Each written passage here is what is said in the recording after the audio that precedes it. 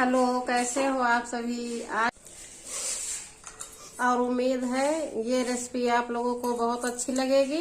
और एक पत्ता गोभी ले लिया है और 2 गाजर, 2 खीरे, 4 हरी मिर्च, 4 प्याज, 4 टमाटर और 2 शिमला मिर्च, 2 अचार मिर्च और हरी मटर। ये सब सब्जी को मैंने अच्छे से धुल लिया है। और शुरुआत होती है सबसे पहले मटर छीलने से, और सारी सब्जी इसी तरह से बारी बारी से काटने पीटने की शुरुआत हो जाती है। तो इसलिए मैं सब बच्चों को बैठाकर इनको कुछ एक एक काम थमा दिए हैं जो जिसके लायक था वो। और यहाँ पर मैंने भी कद्दूकस वाला काम पकड़ लिया है, क्योंकि ये बच्चों को नहीं दिया है कद्दूकस वाला काम। और ये पत्ता गोभी को एक धारदार ग्लास से भी काट लेती हूँ, क्योंकि वो बिल्कुल वो भी बारीक काटने थे। और ये काम हो गया है। और चटनी के लिए ले लिए हूँ टमाटर। तो कुछ ये टाइट हैं, कच्चे हैं हल्के से। और ये हरी धनिया पत्ती ले ली है, एक प्याज ले लिया है, और ये 5-6 कलियां लहसुन की ले ली हैं, और हरी मिर्च ले ली है, एक गांठ ले ली है अदरक की। और ये 2 से 3 कलियां ले ली हैं, मैं ये आम की कलियां हैं। और एक ये अचार वाला ये मिर्च ले लिया है। अब सभी चीज़ों को मैंने काट पीट लिया है। उसके बाद मैं मिक्सी के जार में भर दिया है। अब मैं इसमें स्वाद के अनुसार डाल देती हूँ नमक, और 1/4 चम्मच डाल देती हूँ हींग।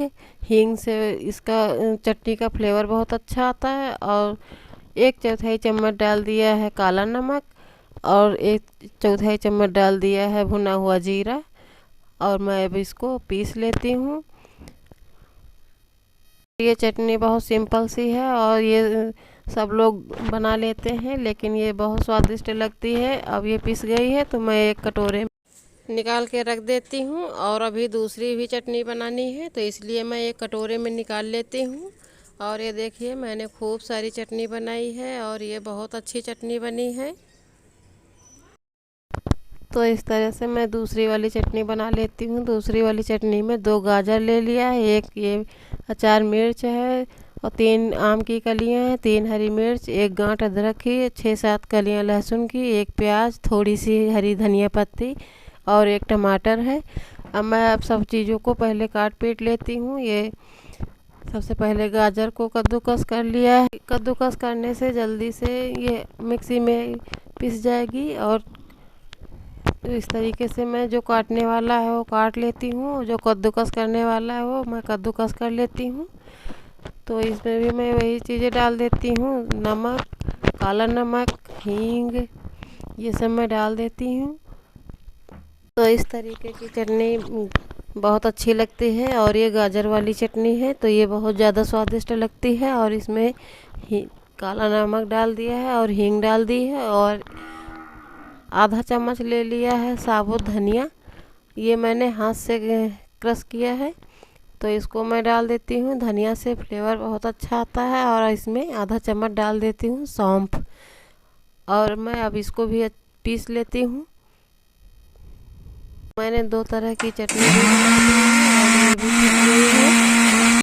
और फिर मैं अब जला लेती हूँ आग, क्योंकि सबसे मुश्किल वाला काम तो मुझे यही लगता है कि आग जलाना। ये तो इतनी आसानी से नहीं जलती है आग, क्योंकि ये बहुत टाइम लगता है, मुझसे तो जलता ही नहीं है इतना आसानी से। तो अब मैं आग को जला लिया है। मैं कढ़ाई में अब डाल देती हूँ 2 बड़े चम्मच तेल, क्योंकि इसमें तेल थोड़ा ज़्यादा लगेगा। और अब तेल जब तक गर्म होता है, उसके बाद मैंने डाल दिया है 1 चम्मच साबुत धनिया और ये अदरक और लहसुन कुटा हुआ। और अब इसमें मैं डाल देती हूँ आधा चम्मच जीरा और आधा चम्मच सौंफ।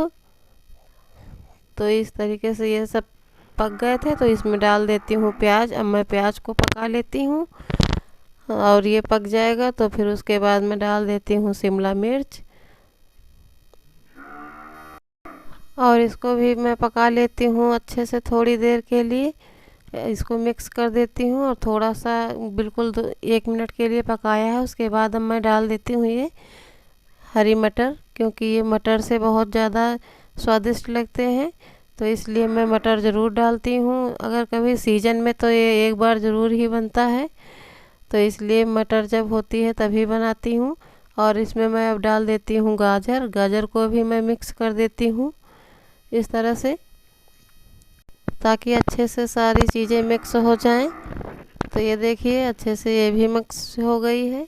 तो अब मैं डाल देती हूँ खीरे, क्योंकि 2 खीरे थे वो मैंने कद्दूकस कर लिए थे, तो मैं ये भी इसी में मिक्स कर देती हूँ और इसको भी अच्छे से इसी में थोड़ी देर पका लेती हूँ। और लास्ट में मैं डाल देती हूँ जो 1 पत्ता गोभी मैंने काटी थी, वो मैं अब इसमें मिक्स कर देती हूँ।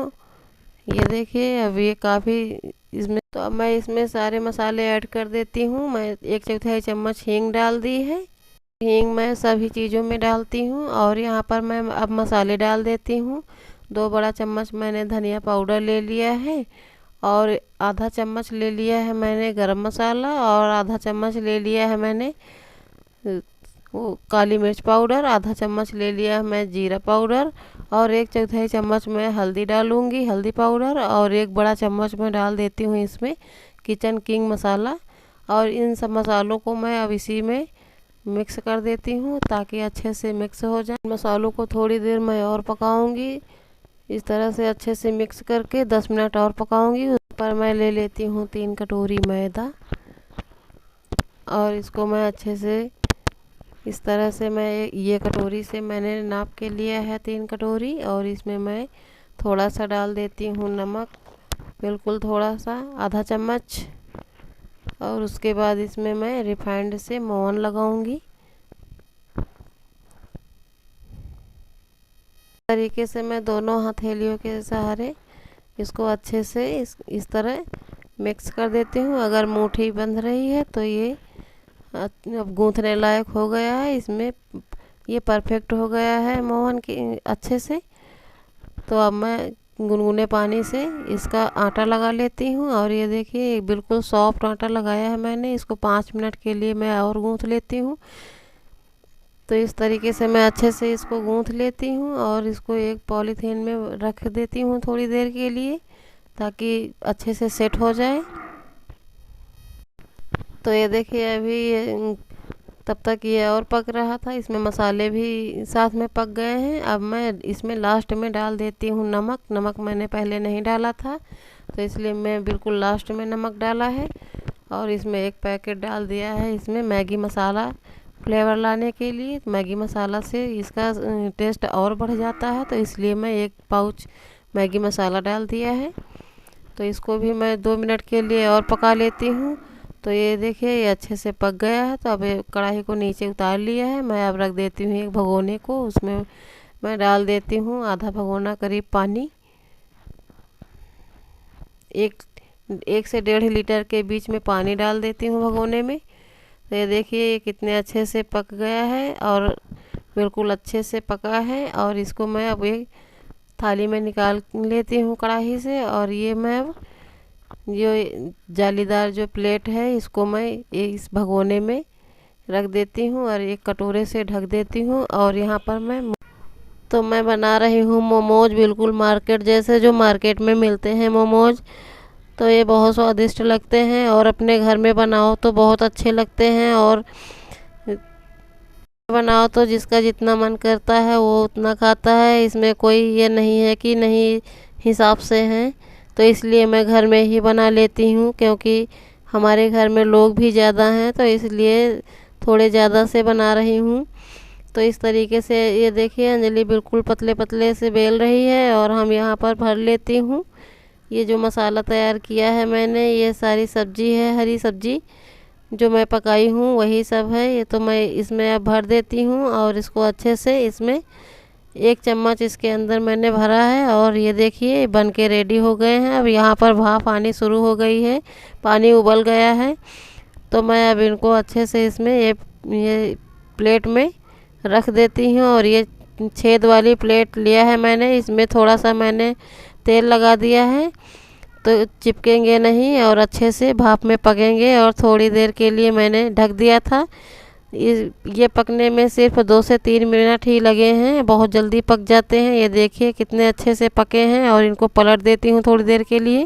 देखिए कितने अच्छे से पक गए हैं। मैं अब इनको एक प्लेट में निकाल लेती हूँ। और ये बहुत स्वादिष्ट लगते हैं, बिल्कुल मार्केट जैसे हैं। और ये देखिए मैंने ये प्लेट में निकाल लिया है। मैं इस बार थोड़े से ज़्यादा रख देती हूँ। इनको भी 2 से 3 मिनट के लिए ढक देती हूँ। तो ये देखिए ये कितने अच्छे से ये मोमोज बन के रेडी हो गए हैं। और ये चटनी ये मैं 2 तरीके की चटनी बनाई हूँ। ये टमाटर और धनिया की है और ये गाजर की है।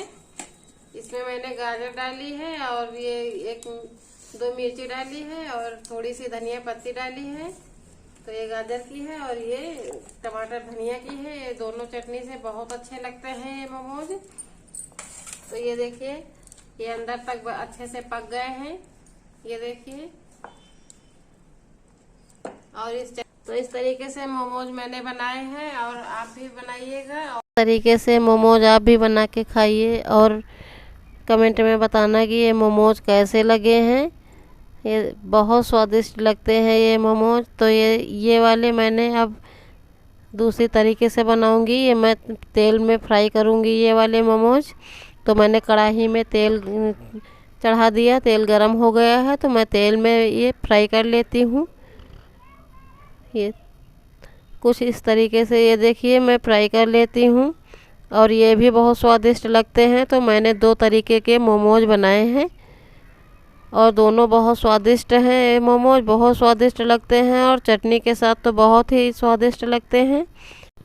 तो मैं ये जो बाद में बचे थे ये भी मैं फ्राई कर लेती हूँ। ये देखिए बहुत अच्छे फ्राई हुए हैं और बिल्कुल क्रिस्पी हैं ये वाले मोमोज। बिल्कुल बहुत अच्छे पकते हैं, बिल्कुल मार्केट जैसे बने हैं। और इस तरह से अगर आप एक बार बना के खाएंगे तो मार्केट से मंगा के खाना भूल जाएंगे। तो इस तरीके से बना के खाइए, बहुत अच्छे हैं। तो ये देखिए मैंने ये मोमोज बनाए हैं। ये 2 तरीके से बनाए हैं और ये बहुत अच्छे बनते हैं और बहुत स्वादिष्ट लगते हैं मोमोज। और इस तरीके से आप भी बना के खाइए, बहुत अच्छे लगते हैं। और कमेंट में बताना कि ये मोमोज कैसे लगे हैं। और नए हैं तो सब्सक्राइब जरूर कर लेना और मिलती हूँ नई रेसिपी के साथ। तब तक के लिए बाय।